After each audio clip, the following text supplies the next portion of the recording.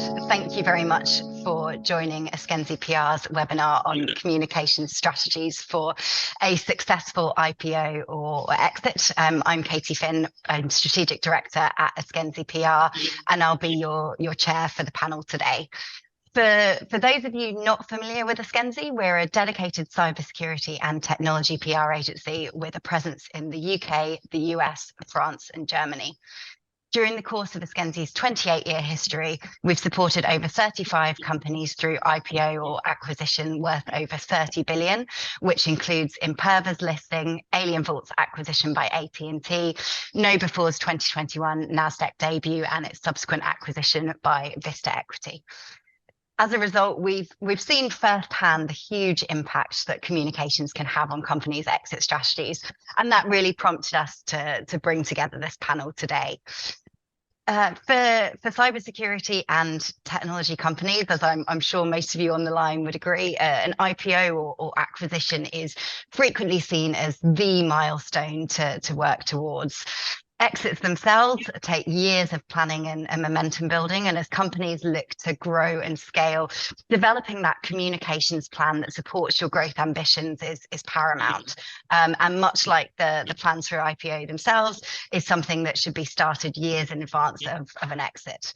But when you're working towards that exit, how can communications best support that path? How do you best pitch and engage the press and analysts, and what makes them want to cover a company? We're going to be talking about all of those questions today, alongside much more. So delighted to have you all with us today. Please do drop questions into the chat as well, and then we'll make sure that we leave time for a Q&A at the end. And so without further ado, let me introduce our fantastic panel of speakers. So on our webinar today, I'm delighted to be joined by Ryan Brown, tech correspondent at CNBC, one of the world's largest business news outlets with more than 355 million people consuming its content every month. Based in London, Ryan's beat includes covering startups and venture capital in Europe, reporting on financials and interviewing C-suite executives from some of the world's leading tech companies. He recently led on CNBC's reporting of FTX's collapse, as well as reporting on the rise of generative AI. And having covered the tech market extensively for the past 4 years, Ryan has really fantastic insight into what makes a standout story. So delighted to have you with us today, Ryan. Cheers, Katie. We're also joined by Richard Steinen, Chief Research Analyst at IT Harvest, creator of the Analyst Dashboard, the only platform for researching and understanding the cybersecurity industry, author of the Security Yearbook, and I think you just saying a moment ago, 10 other books, Richard, as well. And in addition to Richard's extensive career as an analyst and author, he's also served as CMO of cybersecurity giant Fortinet, giving him access into the PR and AR programs and how it can support business growth from both that internal and that external perspective as well. And last but certainly not least, I'm joined by Eskenzi co-founder Yvonne Eskenzi, who's driven impactful PR campaigns for more than 300 cybersecurity companies. Dubbed by PR Week as the matriarch of technology PR, Yvonne has been instrumental in helping companies build brand visibility to support their growth ambitions, resulting in Yvonne and Eskenzi PR being awarded the Queen's Award for Enterprise in 2018. So thank you so much, everyone, for taking the time to speak with us today. Pleasure, thank you. Glad to be. So over the past few months, we've seen a lot of headlines commenting on the state of the tech IPO market. In September, it seemed like tech IPOs were gathering pace again, following the likes of Instacart and Arm. September, we also saw Cisco's landmark acquisition of Splunk, leading a lot of speculation that other tech giants may look to bolster their cybersecurity capabilities.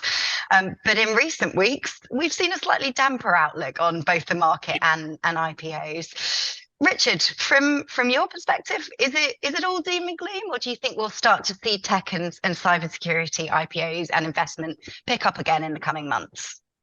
Yeah, it's certainly not all doom and gloom. We're probably honing in on an end of year, total funding for cybersecurity around $9 billion, so just below what the 2019 number was.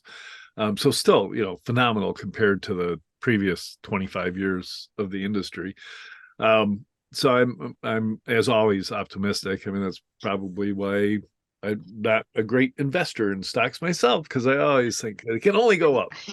Um, but you just can't read the markets, right? You can't understand, and I frankly don't understand why cyber and tech stocks in general dropped more than 60% starting in 2022. Mm. It just seemed crazy, right? Because there's the market's not going away, the sales are still there. The only change is a little inflation, but if you're a SaaS provider, there's a knob. It's called your pricing. You just if there's inflation, you just crank it up, and your revenue is fine. And then the wars in Europe and the Middle East is people must not have had the same history courses in high school, but the way the world got out of its global depression was World War II, right? Wars actually are good for economies, right? Because people spend money like it's going out of style. So I don't see any reason for it not to take off this year and for the IPO market to come back. It reminds me a little bit of the 2008 timeframe, which, in 2008, as I recall, ArcSight was the only IPO. And I remember because I was at Fortinet and we were getting ready to IPO. And technically, Fortinet had a Google experience. They were actually already a public company when they IPO'd because they had too many stockholders. All the employees were stockholders, and the SEC says, hey, once you're over whatever it is, 500 stockholders, you are a public company and you have to start reporting. And the same thing had happened to Google, but it took another 2 years for Fortinet to go public. And of course, the financial crisis happened in between ArcSight and Fortinet going public. So it feels like we're in that same time zone and or time frame and economic environment, and yet we can talk about it, but there's several dozen vendors that are ready to IPO, right? If the markets were there, if this were 2021, they'd all be public right now. That's really interesting. Thank you for sharing. And so, Yvonne, as with all those companies that might be thinking about an IPO or an exit strategy in a few years' time, from your perspective, when should they start to really think about that PR campaign to support that objective? I think as soon as you can. I mean, I think if you're a company that's launching, you have to start that at the very beginning, that mindset.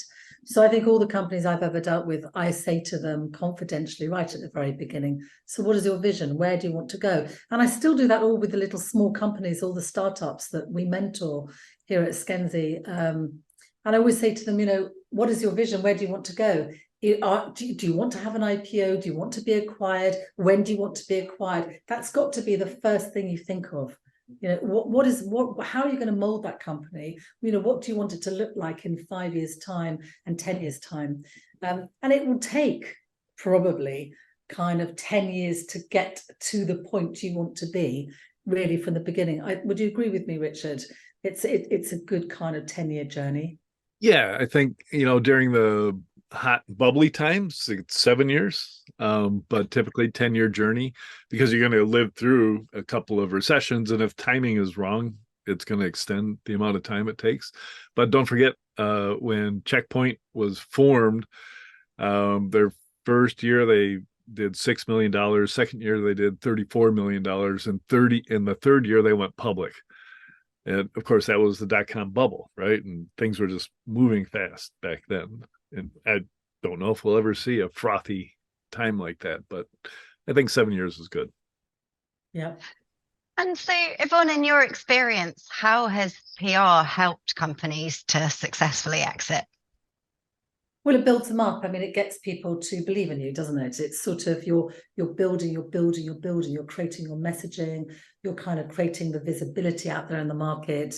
Of course, you're building credibility, you're building the reputation, you're creating relationships with the journalists, and analysts, of course, like Richard, and journalists, of course, like Ryan. This is fundamental to what we do as PR people. On that whole journey, we are building. We're owning the narrative. We're coming up with stories that are of interest, so that when you actually do want to actually have a look and find out about this particular company, you kind of read about it and kind of, oh, they're there. They're actually talking on all sorts of issues. They've got a voice. They're thought leaders. So what you're trying to create is a thought leader, a company that's really well thought, believed in, and believable, and has good content. So, you need to kind of create that content constantly. It's like being on a bicycle and never ever stop cycling. You're constantly on that, creating that information, and that building the content. I always think of ourselves as that kind of creative content machine. What can we do to really make our clients look interesting, got interesting things to say? Who are the people within the companies that got something interesting to say? Who are the thought leaders? Who are these magical people within the companies that we need to kind of unearth and bring out, so that people kind of believe in them, and kind of, it creates a value. It creates a massive value. So PR actually, I think in all the companies we've built up, I kind of think without the PR, they wouldn't be anything. They probably wouldn't believe that, but I think that is the case, because you're creating this noise, this interest, this success, and success breeds success, doesn't it? It always does, and I think that's the value of PR. And you didn't use the word, but you were circling around it, and that's building trust with those communities of journalists and analysts.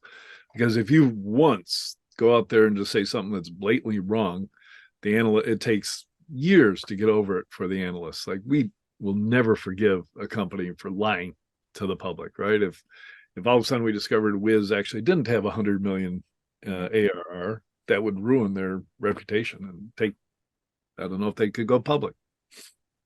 So I think that's something very, very we have to really we have to train all the people, all our media people, when they speak, never to, and we clench down and make sure that everybody is as honest as they can, because you're absolutely right, Richard. I don't think people see through people very, very quickly and very, very easily. So we have to be as honest and as kind of like visible and transparent as we possibly can. I agree. I absolutely agree with that, 100%. And so, Ryan, when a tech company is looking to raise their profile, as CNBC is without a doubt one of the outlets that they want to get coverage in, what pitches stand out to you, and how do you like to be pitched?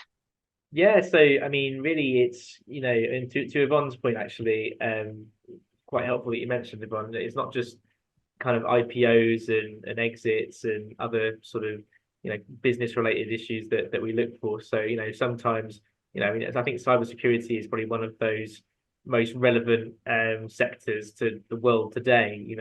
There will often be a case of a big company dealing with a major hack, and then we'll be looking out for analysts like Richard, or cybersecurity vendors like a Checkpoint, for instance, and we'll want to either a kind of snappy comment about the situation, what's kind of driving a particular case of malware in that certain instance. So there's cases like that sometimes can be a good moment for us to have those interactions. But just in terms of what I look for in a cybersecurity company, it's most often for CNBC, it'll be that kind of post Series A, leading more into kind of the growth stage of companies.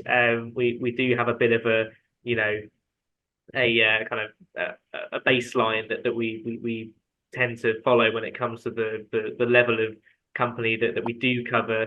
So that is one way that we tend to kind of look at it. But there's also, when I look for that snappy subject line that will kind of grab my attention. I mean, if this company was founded by a former CEO or a former exec from a major big tech company, for instance, and they've got that kind of credibility from another major company that they've worked with before. I mean, there's a few other ingredients that tend to sort of stir my interest and get me wanting to open that pitch and continue the conversation. So those are a few ways to think about it from my perspective. And you sort of alluded to it a little bit there, but is there a minimum size that companies really have to hit before they're going to be covered by CNBC? I'd say that definitely at least Series A is probably the benchmark that we would set. I think it'd have to be a brand that has some decent level of penetration, like the companies that most folks, obviously in both the cybersecurity world, would know, but also to our readers. If it's it could be the coolest startup from Helsinki, where I was just at last week, and there's certainly lots of cool startups there, but it might just not have that kind of penetration and recognition at the time that would really meet the bar for what we would tend to cover. So I think that level of brand recognition is quite important, but then also I think to Richard's point as well, there's a certain level of revenue that we need to kind of establish as a baseline to kind of get interested in a company as well.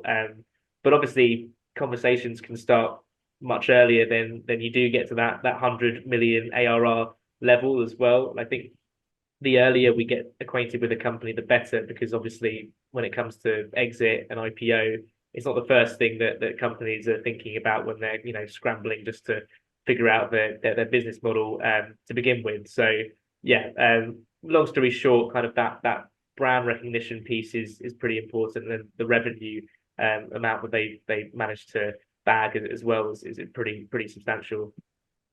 I think you touch on a really important point there as well. And for us as PRs, we're always advising our clients that, yes, absolutely we'll want to guide you in getting that top tier, national business media, the CNBCs, but also getting that visibility in the trades, in your bread and butter titles in parallel. Those two things can then work together to support one another as well. So just again, building on what you said there, Ryan. So when companies are looking at that path to IPO or path to exit, they'll have likely done a number of fundraisers. Is there a threshold that companies have to have raised in a specific fundraise before you'll cover them? And if there is a threshold, are there any workarounds and any angles that will make you consider a company that might have only raised a small amount? Yeah, totally. So, I mean, fundraise, the benchmark I typically sort of set is, at least 50 million, I think is quite a fair level, because, by that point, a company, I know funding isn't the only thing that matters to a business. So I do try to drive that point home as well. But I think by the time that you've raised about $50 million, there's usually a decent sense of, this is a company worth our salt, and, has obviously attracted the backing of some big names in venture and PE as well. So that's typically the level that I would sort of advise towards when it comes to the fundraise milestone. In terms of other ways companies can get us interested, this is cybersecurity, isn't it? This is probably one of the most interesting areas of tech that we come across. And you never know, maybe there's a vague bug that no one's kind of discovered in a Tesla vehicle, or it could be a startup is onto like the biggest story in cyber that no one's actually onto at that given moment. So those are other ways that I would think about it. What are the kind of threat actors that are existing out there, and what are those kind of unique cases of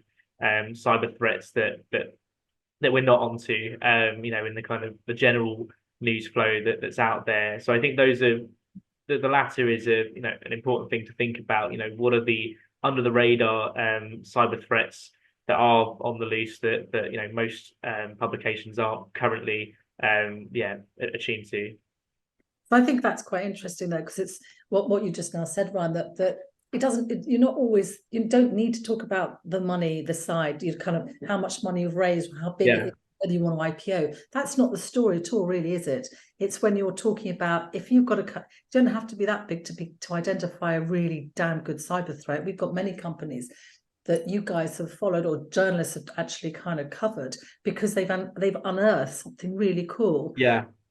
And if you're a little small company that can keep unearthing really amazing stories, you're going to get in the press, aren't you? And you're going to start to build up your brand, you brand recognition. That's what it's about. If you're a really kind of scrappy little company, you don't have to have a huge amount of money behind you. You know, you can start to build this reputation because you're the ones identifying all the cool little things. Like so many of those Israeli clients who've helped in the past, they haven't been big, but they've been really scrappy and really kind of able to unearth all these threats and stuff. That's what starts to build them up and gets everyone really interested in them. And then everybody wants to know what's going on with that particular company. And that's how this grow. Yeah, I think it's like a feedback loop, right? You know, I mean, obviously companies, you know, need coverage, but then we need the stories, and then I think the more of that kind of happens, the better. And then obviously, you know, the more coverage those companies get for unearthing really interesting sort of cyber threats and opportunities. I mean, the more that will kind of lend to their brand, and the more kind of established they get in the markets. I think it's a super important point to address. And Richard, from an analyst perspective, what makes a company stand out to you? Yeah, to me, it's, you know, I think of one, their economic situation. So funding is super important, right? And they can have the greatest products in the world. I work with some startups that do have literally the coolest things you'll ever see, but they can't, you know, they're different. They don't fit in a bucket, so they can't get funding, so they just keep plowing ahead. But that'll get an analyst's attention, right? They'll go, hey, you know, tell me more. You know, it's analysts are sponges for knowledge, and they just want to know what's going on. So an analyst is actually easier to approach than a journalist, right? A journalist's got to have a hook, you know, it's got to be a real story there.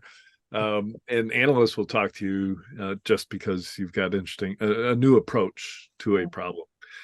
They are a little jaundiced and curmudgeonly in that if you start talking to them about the same thing they hear from absolutely everybody, if you come to them and say, hey, we got a new logging solution that's better than Splunk, you're not going to get our attention, right? It's like, okay, go for it, but not interesting.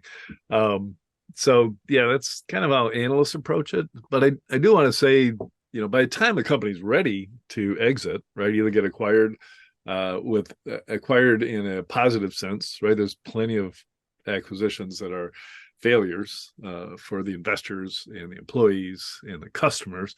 But if you're on that momentum path that Yvonne talked about, where you've planned ahead, you know what you're doing, it's actually a step-by-step process. There's a momentum that can be interrupted, as it currently has been. I was looking at companies like Axonius that obviously was planning on an IPO, right? They're hiring Simone Biles as their spokesperson and spending money like mad and hiring and growing. And then they had to curtail that during the downturn. But they were on that path, right? And in a normal time, they would have just slipped right into an IPO. And then the world loves that because we have visibility into what they're actually doing and if they're really performing as they claim. When they IPO, quite often in the S1, right, the filing document, which is kind of the advertisement, right? It's the ultimate PR. It totally different approach to writing, right? Because you actually have to say all the bad things that could happen to the company. But that's an art in itself, and the investment banks help you do that. But I've noticed over time how important the position in analyst reports are, right? So that implies, right, if you're going to go, like when Palo Alto went public, they made a huge deal out of being the leader in the Magic Quadrant for firewalls. They had actually managed to get Gartner to rebrand the entire Magic Quadrant, call it next generation firewalls, just for Palo Alto, right? It was a huge coup on their part. And yet they went public when they were a 10th the size of Checkpoint, a 20th the size of Fortinet as far as customers, and yet they became the darling and now the largest and most valued public company on the stock exchange.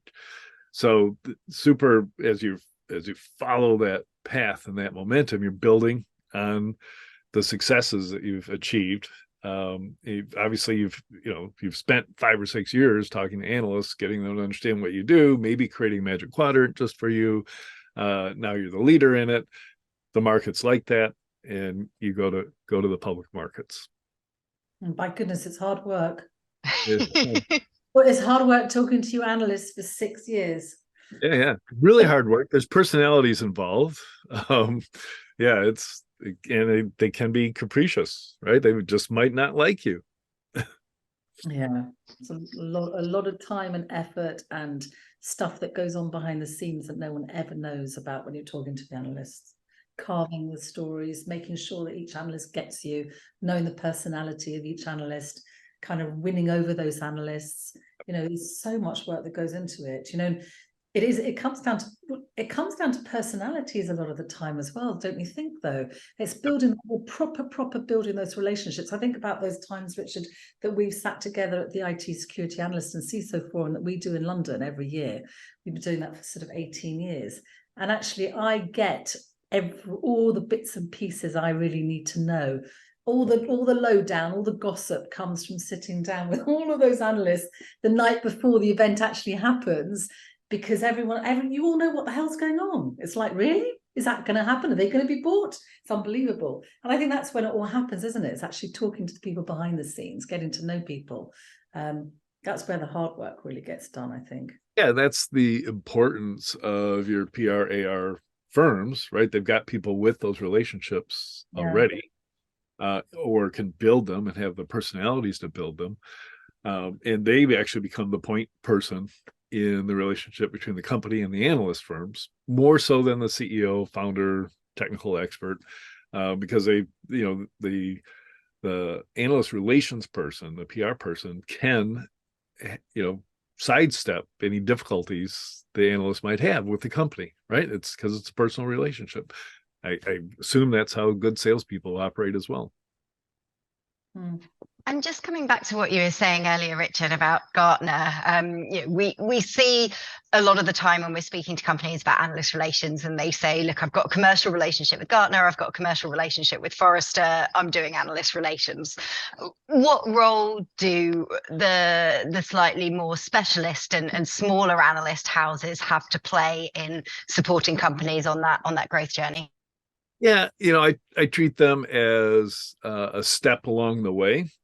And you have to be careful, because I actually have to tell people, don't engage with me as an independent analyst as part of your strategy to influence Gartner, because there's kind of a negative,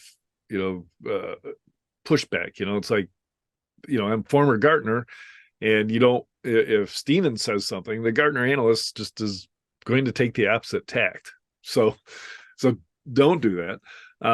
But in the early stages, you need all sorts of influencers in what I call the influence pyramid, right? At the very bottom are customers, right? There's a lot of customers, and you need them talking about your product, and that's where social media kicks in. But amongst those customers are CISOs, in our realm of cybersecurity. You want them talking about your product. And in particular, you want them talking to the industry analysts and asking questions about you, so that it raises the awareness of what you're doing. And then you just build up that pyramid. And of course, the final influencer is the analyst who writes the Magic Quadrant or the Forrester Wave or other document. And you obviously want to make sure they think you're the best. Brilliant. Really, really helpful way of looking at things there. And so, as we know, when companies are working towards an exit, getting that messaging right is critical. And formulating messaging that cuts through the noise can help, not just with your communications, but also with your branding, your sales, your fundraising, your PR and AR. So, Yvonne, what advice would you give to companies that are looking to build out their messaging? I think really craft it, spend time really working out what it is you want to say, so that you know exactly what you're saying when you're saying it. So craft that message from the very word go. Own it, really own it. Own the narrative and be consistent with what you're saying to everybody. Very often I've dealt with clients where one guy's saying one thing, another person's saying this, and it's like chaotic. and then it's chaotic on all multifaceted, or right across all the different platforms. And I think that's the one thing that I would always urge everyone to say. You need to be singing from the same song sheet. You need to have the same mantra. You know, you almost want to drill it into everybody. You need to make sure everyone is media trained so that everybody understands what they are supposed to say. That's really important, because you don't want someone going off like a loose cannon, which you often see, don't you, with some CEOs. You don't want that. It's just like, that's like our nightmare from a PR perspective. So I think being consistent with your messaging, knowing what that message is, coming up again with lots of different angles that different people can talk about, but actually being in control as much as you possibly can of what you say. So and being confident with what you're saying, and actually just making sure the spokespeople know what they should be saying, what they should not be saying as well. Yeah, and Ryan, Richard, what mistakes do you see companies making when it comes to their messaging? So from my perspective, part of it is what Yvonne was just mentioning, right? They don't train everybody in the company on how to interact with journalists and analysts. So you might end up at RSA, right?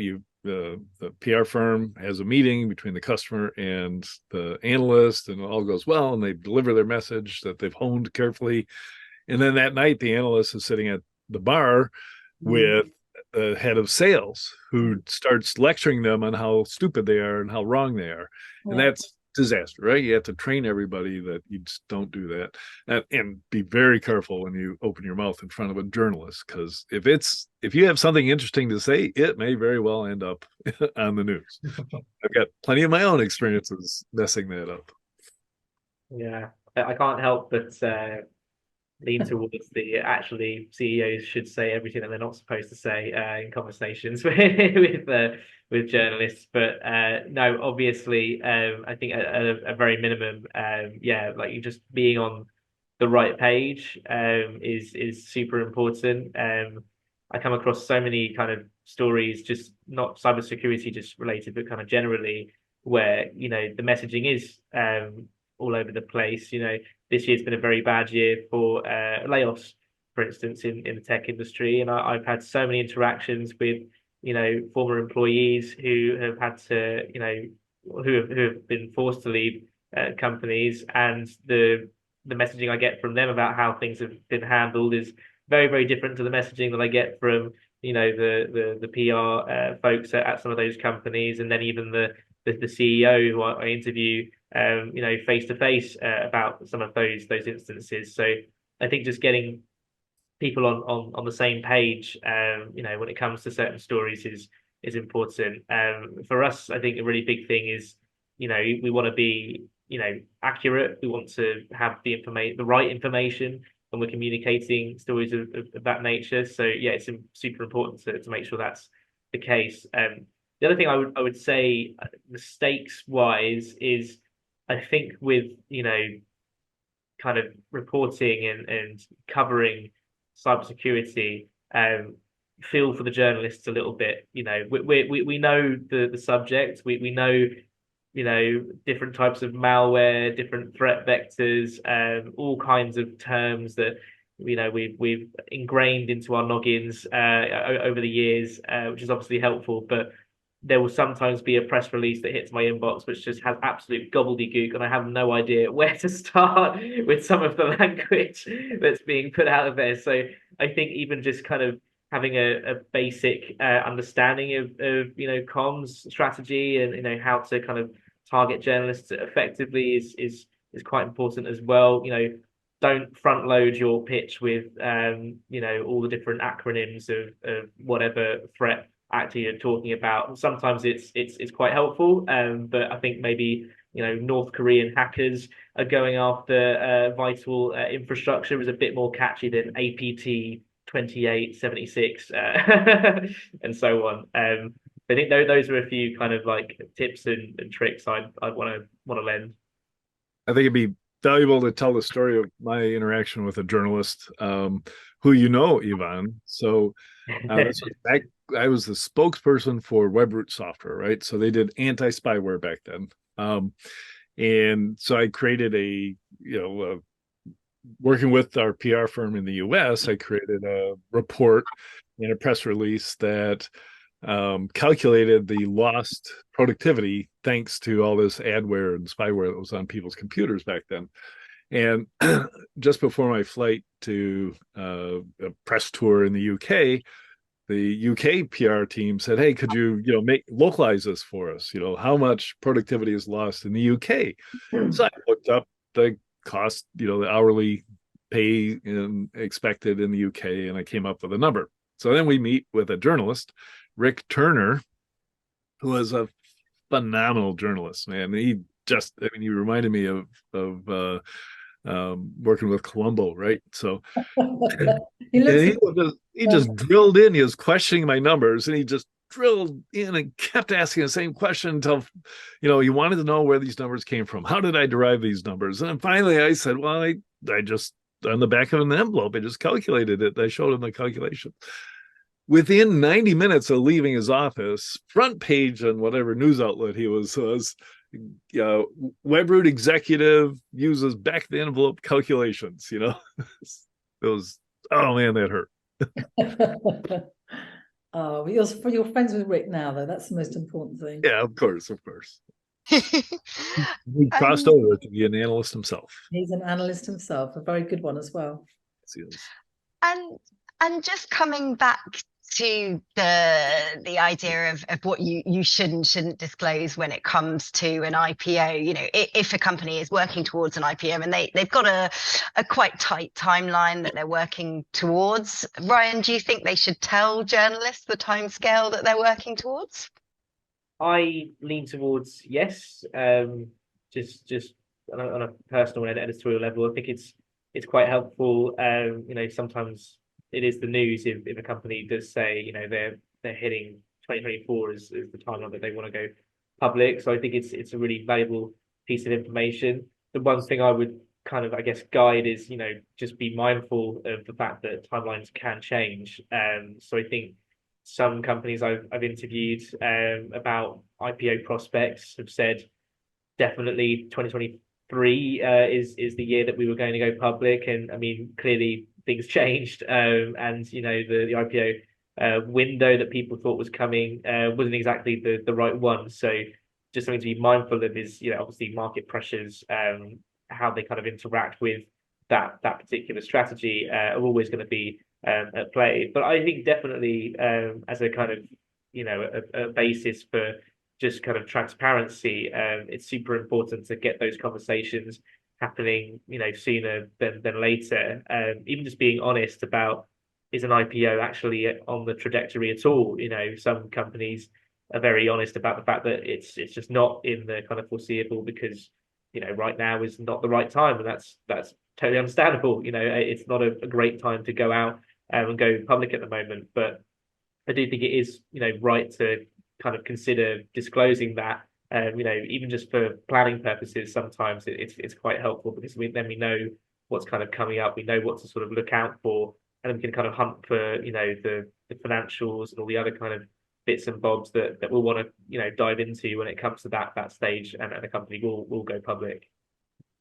And Yvonne, from your perspective, are there any risks in saying the timelines that you're working towards with an IPO before it's official? Yeah, I think it's what Ryan just now said. I think you can really fall over saying it, and it can I think it can do you more harm than good. And I think my advice has always been to my clients: do not say anything about an IPO if you don't know you're actually going to really go ahead and do it, because you can't predict. You just can't predict what's going to happen. Look at what's going on now. I don't think any of us can actually. At the moment, I was thinking this the other day. What is going to happen in 2024? Is it going to be this massive downturn that everyone's been talking about? And then is 2025 going to be the kind of back up again? We just don't know. So I think the thing is, there's enough to talk about very often for a company than to kind of go, well, we're going to do this IPO, and this is what we're going to do. I just don't, unless you really are sure. And none of us are sure what's going to happen in the future. So I think if you really are and you're determined to do it, and you've got all of your ducks in a row, then that's fine. And you know that the market is actually on sort of the straight and narrow, and it's all balanced, and everything's going hunky-dory. Yes, then fine. But at the moment, no, I don't think you need to. My advice to my clients is, no, let's just, there's enough to talk about. You don't need to go out there and say, I've seen it too often where I've had CEOs that have gone off and said, we're going to IPO, that's what's going to happen. I've got, got a couple of our own clients at the moment. They can't IPO. It's not the right time for them. And therefore, it's almost like a subject we don't need to talk about at the moment. Yeah, I think even journalists are going to go, if a CEO says that, their first question is going to be, okay, who's your bankers? Yeah. Right? You know that you're serious about this, right? You're taking steps and investing hundreds of thousands of dollars in engaging with bankers. You're writing the S1. You're ready to file that S1. Show us. Don't just brag about it. Just tell us or show us that you're going to do it. Yeah, I think it runs the risk if a company says that they're going to go public and then gets quizzed further about, right, what are the actual preparations looking like, and I mean, what are you putting into place? Are you talking to bankers? Are you ramping up the financial team to make that happen? And some companies worth their salt and say, yeah, we're in the process of getting a new CFO in. The time is right to kind of build out the top brass and report quarterly and things like that, which that's definitely the right ingredients needed to kind of get there. But sometimes that isn't the case, and it's just kind of we might go public at some time in the next 2 years, which itself is a very long time horizon to be guiding towards. So I think, just being a bit watertight about your messaging there is quite important, because sometimes, like Yvonne said, the company will just inevitably kind of flip flop and it will turn south pretty quickly. And when it comes to the listing itself, Yvonne, how can PR as a function best work with all of the other stakeholders? Well, I think you've got different messages for different stakeholders. And like I said before, craft it and own it, be consistent, have a multifaceted approach so that you're talking to all the different audiences. Richard just mentioned you're talking to your customers, in our cases, the CISOs, the analysts, the press, the investors. You have to talk to all of them and craft your message accordingly. So it's very much a multifaceted, multi-pronged approach, actually. But like I said before, it's got to be consistent. You've got to work out that message and make sure that there's a game plan. This is all about a game plan. It doesn't happen. Like I said to Richard, these conversations happen behind the scenes with the journalists and the analysts, and there's so much that goes into something like this. It really does. And when I talk about the kind of 10-year trajectory, I was talking to Bar McMefta the other day, and he is part of a company called Ballistic Ventures, a VC fund. And he was saying that it is like a 10-year. It is like a 10-year game plan, effectively. And so much goes into these things. But you're talking about big money here, right? So these companies are going for what, $2, $3, $4 billion in cybersecurity. That's the kind of average kind of price you're looking at. So it's no wonder that this is a well-oiled machine with so many stakeholders in that well-oiled machine. So much energy, so much time, so much thought, so much planning needs to go into it. But I guess if you're going to get your $4 billion out of it at the end of it, then it's worth it. Yvonne, wait, I've got a question for Yvonne, not to put you on the spot, but I've noticed when companies go public, it's often the actual roadshow, which is just a grueling 2 weeks around the world speaking to investors, is usually organized by like a separate specialist firm, right? And that does investor relations. So what's the relation between PR, AR, and IR? What is the relationship? Yeah. How should they work together? I think we all have to work together. But like you say, they go off and do that roadshow. We almost hand over the baton. And I would say it was our work that had spent. We've done 95% of the work. They just do that last little bit, or just to get it over the edge, really. But I think we all work in tandem. We all work slickly together, and there can never be any egos in any of this game, at all. I think and I always say this to everyone: we have to work together as a team, right across. If I'm working with a US team and they're not in the Eskenzi, we work closely, we work together. We help them, they help us. We all have to work. All of us are almost pawns in this particular big game. The analysts, the journalists, us, the PR people, whoever it may be, we're all part of this kind of this kind of ecosystem. Yep. Every one of us. So I suppose we all hand over the baton at different, and we all play our own little parts, don't we? In this big, massive communication. It's all communications, isn't it? Right.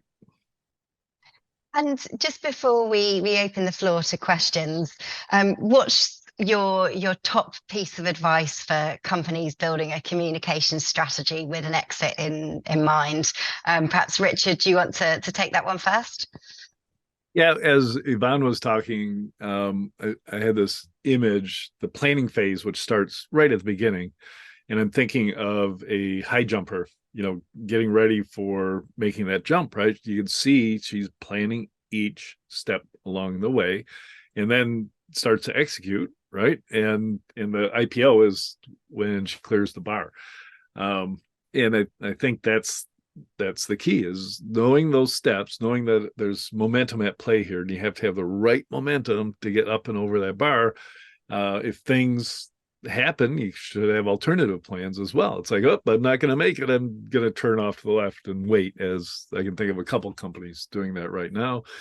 Circle around, try again.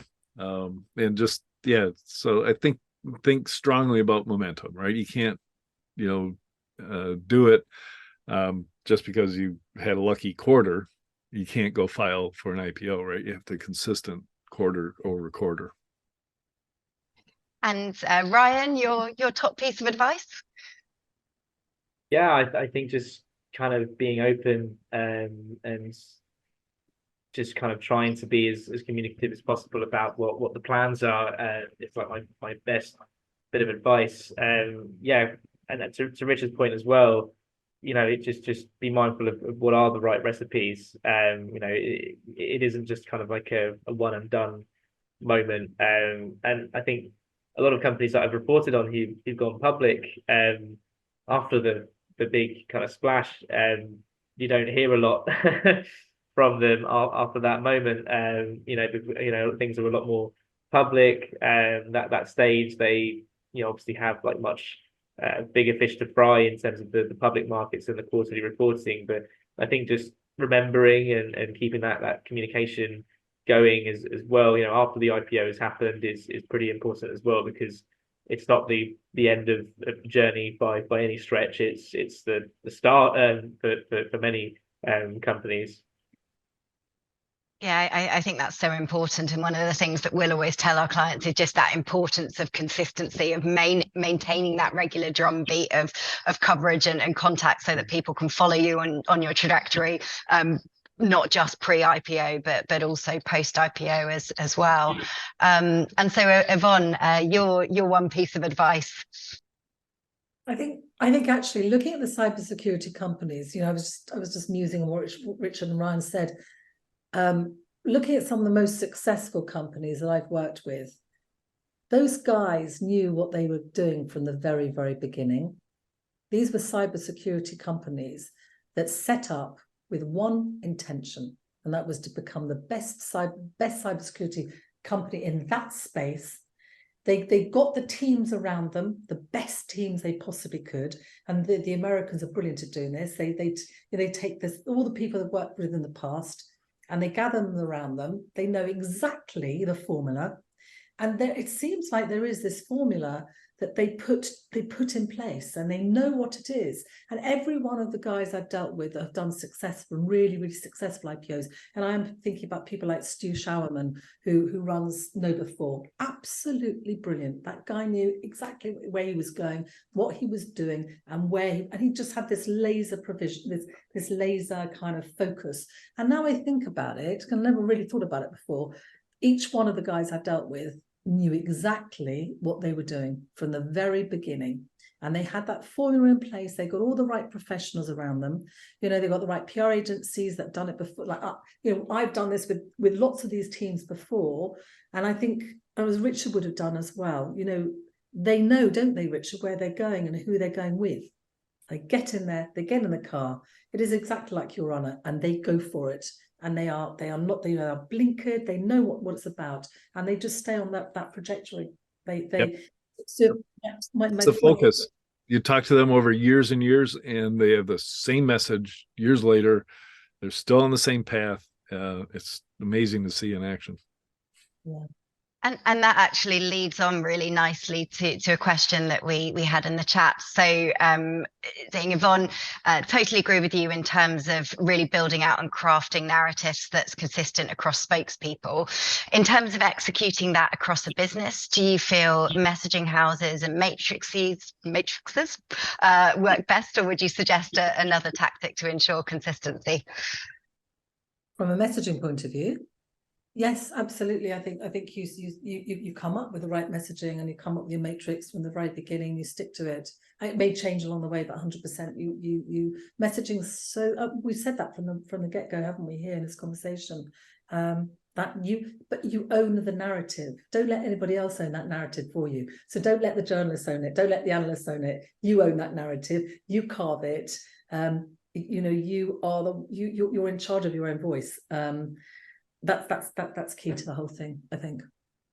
And I think, you know, logistically having that messaging house does work really well, you know, keeping it simple, having something that people know is your overarching vision, that they know is your mission, and then knowing what the sort of pillars are. And you might tweak those a little bit depending on the stakeholder group that you're speaking to, but ultimately, you know, that one central document that can then run through everything, it can run through the content on your own channels and your media opportunities as well, to ensure that consistency.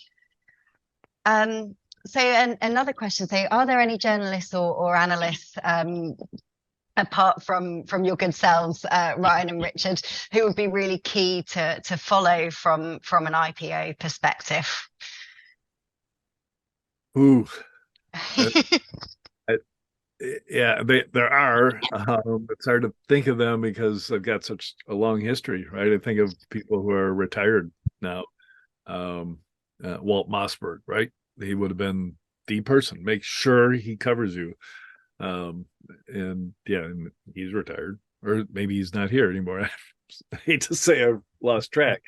But yeah, they're there, and they're going to be in your field, and they're going to be at the major media and the major analyst firms. That's. I mean, oh, sorry, I was just going to say, if somebody wants us to, you know, someone approach us afterwards. We can always, if someone really is serious about that, we can always help them and give them that list of people. We know all of the guys, the right guys.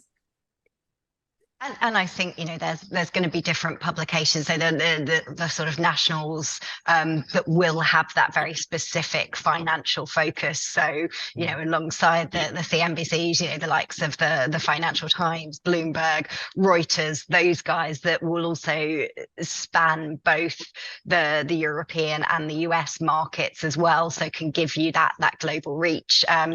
But, you know, to Ryan, your point earlier, like, yeah, there's the financial piece and that story that can be told, but also there's the thought leadership piece, the brand building, what you're doing with the companies in itself, which again, you know, having that dual approach of the national engagement, but also visibility in the trades, thought leadership in the trades, all helps to create that noise around you that can then still be supporting that ultimate exit goal. And that's probably what those 8 out of the 10 years is going to be based on, right? Or maybe even the 9 out of the 10 years is actually the thought leadership. You being the kind of the thought leaders, you know, the thought leaders in your particular space, like the Palo Altos when they created that space, next gen firewalls. That's what it was, wasn't it, Richard? Next gen. It was always next gen. Everything was next gen with Palo Alto, isn't it? Yeah. So, you know, what is that narrative that you're going to own and you're going to craft that people will always remember that? And it's got to be like, three, four words, what is it? That's what you've got to kind of constant. Oh, so those guys are what I remember them for. And that's who I need to go to. But it's the 8-9 years of not getting it into the financial press that I think is the true juice of all of this. It's all of those incredible stories, the personalities behind the human element of this company. I personally don't think people are always interested in just the products. When I talk to my CISO mates, they're not buying the products just because of the products. They're buying because of the sales guys behind those products. So they've got to know that have sold them the stuff tight for the last 10, 15, 20 years because they like those guys. And to Richard's point, it comes down to trust. And they like them, they trust them, they believe in them, and they just enjoy doing business with them. Now, if you're a company, I only ever buy, and I'm an investor. I've invested in about a dozen companies now, and I don't really look at the products, which is probably crazy. I look at the people behind it and the personalities. Do I like them? Do I trust them? Do I believe in them? Do they have the energy and the belief and the drive and the charisma to make this happen? Yeah, I think that people buy people is such a true adage. Got a great question here. Best and worst ever pitch for a startup. Ryan, do you have any thoughts on that? Yeah, I was just trying to think. Worst. There's a lot of worst. But I'm just trying to pinpoint exactly which has filled the category. Brian in the Eskenzi client, by the way. Definitely not a Eskenzi. Yeah, that's never been on the stinkers list. I think the best one I got was a company that I've known a little bit about. It's called Xeon, and I think at the time they were quite under the radar. Again, it's one of these cases where you'll come across a company and you might not know them that well as a brand, but actually the story they have to tell is quite interesting. And that particular company, their founder Tamas, I had just an introductory call with him, learning a bit about the business. And the pitch was just kind of along the lines of what they were doing around Ukraine following the Russian invasion. Fintech and compliance have become quite hot as a result of everything that happened with the war, and so just something that piqued my interest after that pitch. I had a conversation with the CEO, and he mentioned that they were seeing tons of interest from investors as a result of the war, and so I mean from that, it was a good pitch, but it wasn't like the blowout pitch that you would have expected, if that makes sense. Like, it wasn't like, hey, this company is going public tomorrow. Here's everything you need to know, that sort of thing, and let's get a conversation. It was more just kind of like a nice nugget that kind of lends itself very well to a particular story in time, which I often try to drive home is, definitely the way to think about things. It's not just, company and business. It's also like the outside kind of world news flow that's going on, that's quite important as well. So yeah, I think that was probably my favorite pitch. The worst pitch, I mean, I don't know. I've been pitched sex toys. I've been pitched revolutionary blockchain enabled drugs and all sorts. So I'm sure I can dig through my inbox and fetch out something, but I don't think I want to spend all the valuable time with folks on this call doing that. But yeah, there's a few bad ones out there. I'm sure Richard's probably seen just about all there is to see in terms of bad company pitches as well. Well, the worst ones are always the person that you suspect of being schizophrenic, who's spent 12 years trying to get the world to listen to his story, and he's got patents on his technology that solves all the world's problems, and nobody will listen to him. And you don't want to take that conversation, as interesting as it may be, because then that person just latches onto you and you're their channel into the rest of the world, and you don't want to be that person. You don't have time for that.